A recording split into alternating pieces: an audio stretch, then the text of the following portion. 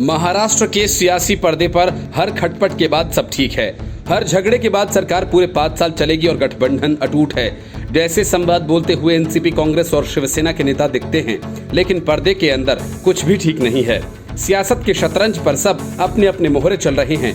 बाजी किसके हाथ लगेगी फिलहाल कहना मुश्किल है, और 3 पार्टियों की जुगाड़ वाली सरकार कितने दिनों तक चलेगी इसका अंदाजा भी लगा पाना आसान नहीं है। लेकिन महाराष्ट्र की सियासत में जब से उद्धव ठाकरे की मुलाकात पीएम मोदी के साथ हुई है, तब से हालात भूचाल जैसे हैं। हाल के समय में मोदी सरकार से पंगा लेने का कोई मौका नहीं छोड़ने वाले संजय राउत का भी यही मानना है कि पीएम मोदी बीजेपी ही नहीं बल्कि देश के सबसे बड़े नेता हैं। ये वही संजय राउत हैं जिन्होंने शरद पवार और उद्धव ठाकरे के बीच सियासी खिचड़ी पकाई थी। राउत के इस बयान को लेकर फिर से महाराष्ट्र में महाविकास अघाड़ी सरकार के भविष्य को अटकलें लग रही हैं। शरद पवार ने जिस तरह से शिवसेना और मुख्यमंत्री उद्धव ठाकरे को अचानक से बाल ठाकरे की याद दिलाई, उसने इन कयासों को और भी बल दे दिया। राउत के इस बयान से पहले उद्धव ठाकरे ने दिल्ली आकर 8 जून को पीएम मोदी के साथ मुलाकात की थी। साथ में उप मुख्यमंत्री अजीत पवार और कांग्रेस के अशोक चौहान भी थे। लेकिन अटकलों का दौर तब शुरू हुआ जब उद्धव ठाकरे ने इस मीटिंग से अलग पीएम मोदी से व्यक्तिगत मुलाकात की। उससे भी चौंकाने वाला था इस संबंध में ठाकरे का बयान।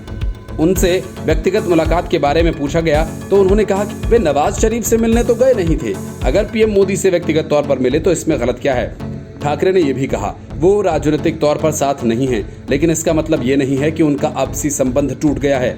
उद्धव ठाकरे के इस बयान ने राजनीतिक गलियारों में कई तरह की चर्चाओं को हवा दे दी है।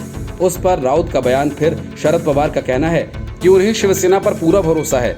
राजनीति में अटकलों को हवा मिलने के लिए इतने संयोग काफी हैं। पवार ने कहा कि उन्हें शिवसेना पर पूरा भरोसा है और वो ये जानते हैं कि महाराष्ट्र की महाविकास अघाड़ी सरकार अपना कार्यकाल पूरा करेगी।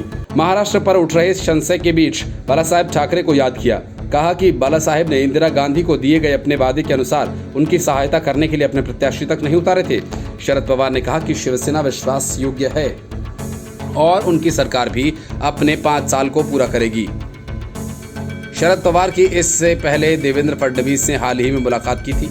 फडणवीस उन एकनाथ खड़गे से मिलने भी गए थे जिनके साथ उनके संबंध बेहद तल्ख हैं। इतना ही नहीं, मराठी दैनिक तरुण भारत ने बीते महीने एक रिपोर्ट छापी थी जिसमें बताया गया था कि पवार को अब पछतावा हो रहा है। उन्हें लगता है कि उद्धव ठाकरे को सीएम बनाना उनकी भारी भूल थी।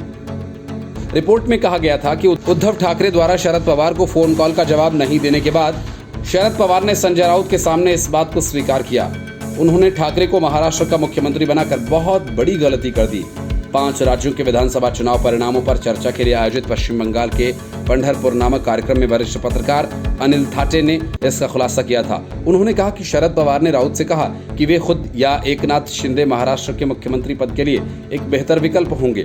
जाहिर है महाराष्ट्र की राजनीति में शह और मात का खेल चल रहा है। आगे क्या होगा इसका बस इंतजार कीजिए। Report news of India.